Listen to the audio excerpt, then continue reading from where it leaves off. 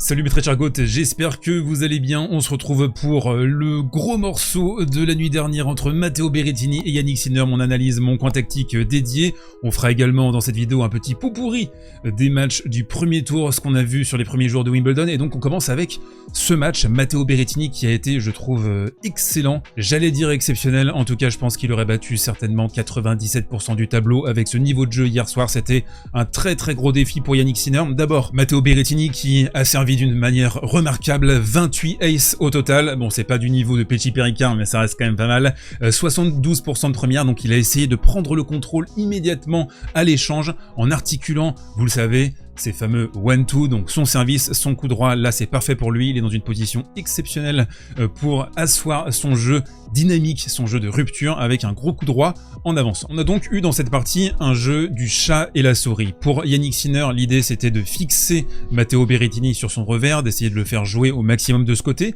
le bloquer en vérité sur sa partie gauche, alors que Matteo Berrettini, lui, a essayé de déjouer dès qu'il le pouvait cette position à base de slice, à base de contournement, pour essayer de se mettre idéalement dans cette fameuse position, la famosa en décalage coup droit, à la manière d'un Stefanos Tsitsipas sauvage par exemple sur terre battue. Et quand Matteo Berrettini est dans cette position, aïe, ça fait des ravages. Là, on le voit accélérer d'une manière tonitruante avec une magnifique giclette en coup droit. Un gros service, un gros coup droit, mais d'autres armes plus fines, plus techniques pour Berrettini. Par exemple, le slice, un slice de revers qui est de très grande qualité, qui lui permet de pouvoir temporiser sur son côté gauche, mais également cette habilité à rentrer dans le court et à distiller des petites amorties en avançant avec son coup droit. Ça, on s'en souvient par exemple à l'US Open en 2019, sur son début de carrière, capable de faire ça.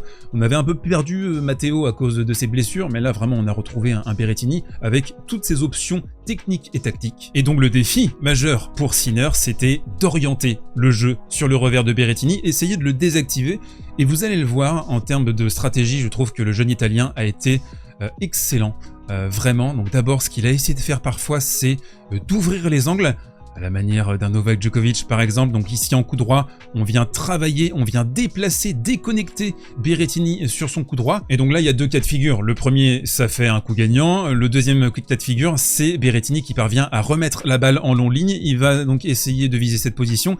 Et là, on va pouvoir taper la course, rediriger le point dans la diagonale revers. Et cette fois-ci, Berrettini sera contraint de jouer sur son revers. Illustration du coup sur cette palette suivante avec un Sinner cette fois-ci qui est dans la bonne position, qui a réussi à verrouiller cette diagonale revers. C'est là où il sait qu'il va pouvoir imposer son jeu, éventuellement donc insister, extraire une faute ou pourquoi pas rediriger longue ligne d'ici quelques instants. Sinner, quand il a eu besoin de points, bon, il a utilisé la stratégie que beaucoup de joueurs utilisent face à Stefanos Tsitsipas sur terre battue, c'est-à-dire qu'il a servi sur le revers, il a servi kické aussi parfois sur le revers de Berrettini pour pouvoir s'octroyer des +1 confortables en avançant dans le court ou tout simplement des points gagnants. Mais Sinner a aussi montré cette habilité à attaquer longue ligne en revers, et ça, Berrettini, il l'a pas forcément dans son arsenal. Ça a été, je pense, l'un des séparateurs entre les deux joueurs. On a vu que Sinner, de tous les côtés, surtout quand la balle est particulièrement basse, il arrive à bien se baisser, à bien relever la balle avec l'action de sa main gauche. Là, c'est vraiment un coup de giclette fantastique. On cite beaucoup Novak Djokovic, mais je trouve qu'il y a une gémellité dans les jeux de Sinner et de Novak. L'idée de ce match pour moi, et le thème global de la partie, ça a été à quel point Sinner a été capable de maintenir un niveau moyen colossal. Vraiment, sur le premier set, sur le deuxième set, sur le quatrième set, même s'il se fait breaker dans le deuxième et dans le quatrième, au début, il arrive à débreaker immédiatement, mais il a réussi à maintenir ce socle tennistique à un niveau très imposant, et c'est ça qui fait désormais qu'il est le numéro 1 mondial, l'un des meilleurs joueurs du monde, c'est qu'il a très peu de décrochage. Il en a eu un tout petit dans le troisième set, du coup il s'est fait avaler par un superbe Berrettini qui a exigé de lui une version quasi prime du début à la fin, et on le voyait, il s'encourageait au niveau du langage corporel, au niveau de la capacité mentale, au niveau de son attitude, au niveau de l'optimisation de ses outils. Il a vraiment fait un très gros match Berrettini, et là vous le revoyez, cette utilisation de slice qui a fini par faire dégoupiller Sinner. Donc Berrettini a le break au début de la quatrième manche, on se dit aïe, ça peut basculer sur un cinquième set. Alors on n'aurait pas eu le temps de le finir avec le couvre-feu à Wimbledon, mais voilà, tu te dis quand même gros traquenard, hein. Vraiment, on a l'odeur du traquenard, on peut le sentir, et Sinner qui va sortir là de sa boîte à outils dans le quatrième jeu de la quatrième manche, une qualité de retour absolument sidérante, en extension, vraiment en bout de piste, mais avec toujours cette longueur exceptionnelle. Hein. On a vu Berrettini devoir renvoyer la balle dans les yep à chaque fois. Ce tie-break du 4e set, comme celui des 2 premières manches, va se jouer à quelques micro-détails. L'exécution avant tout, Berrettini qui va se mettre en bonne position ici, mais qui est en plein décalage coup droit dans le couloir, vous le voyez, et c'est une giclette qui va légèrement s'échapper dans le couloir. Sinner à contrario qui va être colossal, hein, je trouve, dans le sang-froid, dans l'exécution. Là, il y a une micro-hésitation pour monter, pour suivre au filet, du coup il se retrouve dans une position inconfortable, mais ça c'est un coup qu'il maîtrise très bien. La petite volée amortie, juste déposée ici, là au centre. Il a un très joli contrôle, il a vraiment progressé, un Sinner sur le petit jeu, sur la volée. Mais comme je vous le disais, et c'est la dernière palette sur ce match, le séparateur entre les deux hommes hier soir, c'était ce revers long ligne. Et là, vous le voyez, on a une magnifique identification de Sinner, il a vu, il a compris que là, il y a un espace, Berrettini l'attend de ce côté. C'est ça aussi le problème hein, quand tu as un jeu asymétrique, alors que Sinner, il a un jeu qui est totalement symétrique, côté coup droit, côté revers. Il n'y a pas de faiblesse, c'est l'école Novak Djokovic. Et donc là, on a donc cette magnifique accélération longue ligne qui va clouer Berrettini, faire le taf, et ça lui permet de remporter ce match en 4 manches. Mais vraiment, je pense que Berrettini aurait tapé 97% du tableau avec ce niveau. Très très gros deuxième tour pour Sinner qui est du coup propulsé dans sa partie de tableau difficile. Allez, on bascule sur le pot pourri, ce qu'il ne fallait pas manquer des premiers jours de Wimbledon. D'abord un Casper Ruud qui a réussi à se faire éliminer en 4 manches à Wimbledon face à Fabio Fognini. Ça aurait été dramatique hein, d'aller trop loin sur ce tournoi, il fallait se réserver pour son double avec Rafael Nadal à Bastad. Müller-Medvedev, gros match hier après-midi. Müller qui a été très bon dans ce slice fusant dans les pieds de Medvedev, exiger de Medvedev une réaccélération, une injection de rythme. Ça, il a du mal, hein, Medvedev, il n'aime pas trop générer son propre rythme, il aime bien s'appuyer sur la balle adverse, et on a même senti à quelques instants des petits moments de panique. Là par exemple, on est dans le time-break de la première manche, 6-3, il va s'asseoir, il croit que le set est terminé, donc il se prend la tête avec ses 2 gilous dans le box, une certaine frustration. Müller qui va même avoir 2 balles de 7 hein, dans la deuxième manche, ça aurait pu clairement mal tourner pour le Russe qui est allé chercher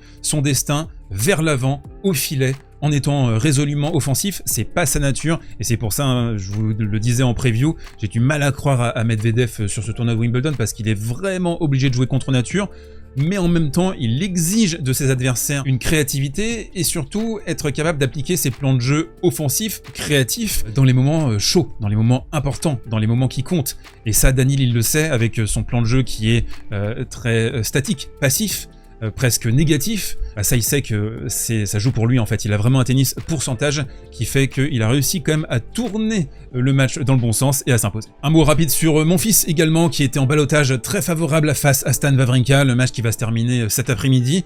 Monfils, c'est marrant parce que c'est un gars qui a longtemps détesté le gazon, et je trouve que franchement ses armes actuelles en fin de carrière, bah, c'est plutôt pas mal.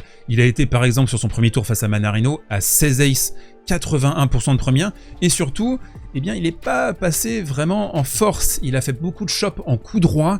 Il a été, je trouve, assez malin en utilisant sa technique, en aspirant Mannarino, en demandant à Mannarino d'injecter son propre rythme aussi, et ça c'est difficile pour lui, un peu à la mode de Medvedev, donc un jeu peut-être plus chaloupé, à la main, plus technique, qui fait mouche sur le gazon londonien. L'une des sensations de ce début de Wimbledon, eh bien ça a été l'élimination d'Andrei Rublev face à Komesana, donc un illustre inconnu, vraiment, et ben on a vu un Rublev. C'est un peu toujours pareil avec Ruru, c'est-à-dire que des capacités de déplacement sur gazon qui sont cataclysmiques, et surtout pas vraiment de plan B. On a toujours cette envie chez Rublev de plastiquer la balle, donc il n'y a pas de main, il n'y a pas de petits jeux, il n'y a pas de volée, il n'y a pas d'approche, il n'y a pas de slice. Et du coup, quand il est confronté à sa propre incapacité à varier son jeu, eh bien il se frustre, et je trouve hein, que sa jauge mentale, elle est particulièrement faible en 2024, il fait pas une grande saison, alors il remporte Madrid, ça qui est marrant, c'est qu'à Madrid il était malade, vraiment très très malade, et il remporte le tournoi, peut-être que ça l'a aidé hein, à pas trop penser, mais là on est sur un Rublev, voilà je trouve un peu caricatural, et confronté surtout à ses démons et à ses propres limites. Une palette sur Alcaraz également, tant qu'on y est, Carlitos qui s'est qualifié pour le 3e tour, c'était hier après-midi, donc au premier tour il a affronté le palmier Lajal, qui a fait d'ailleurs 2 superbes sets hein, pour commencer le match, et on a vu pour Alcaraz, ok, on sait Carlitos c'est une bête physique, C'est un joueur qui est capable de courir partout, de tenir très longtemps sur un court, mais ce qu'on remarque particulièrement sur le gazon, c'est à quel point c'est un joueur magnifique au niveau technique, qui a une caisse à outils remarquable, et ça c'est peut-être le coup le plus spectaculaire, je trouve, sur ce premier match face à la Jal. C'était un slice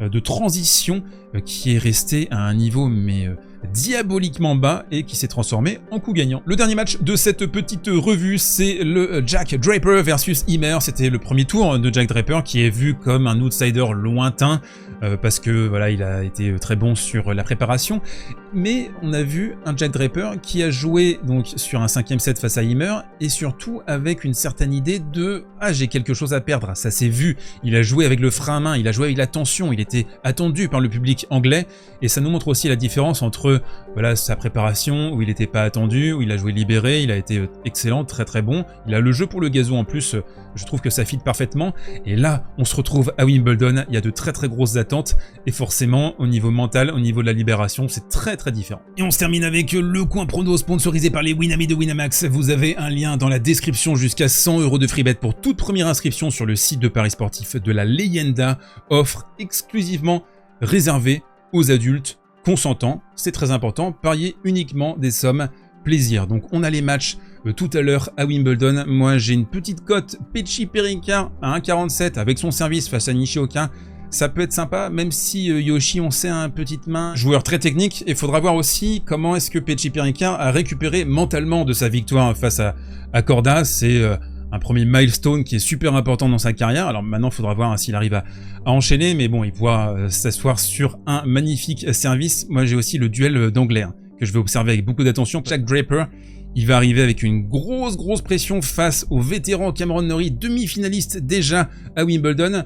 Je vois bien un match en 4 ou 5 manches. Et si vous voulez terminer un petit combo sympathique, Ubi Hurkacz à 1,28 face à Arthur Fils, a priori quand même si Ubi ça peut tremblouiller, je pense que ça devrait le faire quand même pour Ubi. N'hésitez pas à aller voir la vidéo sur Murray qui est sortie avant-hier. Je vois que ça a fait un flop gigantesque, parce que bon, dès qu'on parle d'autre chose que Alcaraz, Sinner et Djokovic, malheureusement, ça plaît moins, ça attire moins, mais n'hésitez pas à donner du love à cette vidéo, et je vous retrouve très vite pour de nouvelles aventures sur la chaîne. D'ici là, portez-vous bien, prenez soin de vous et mangez des frais.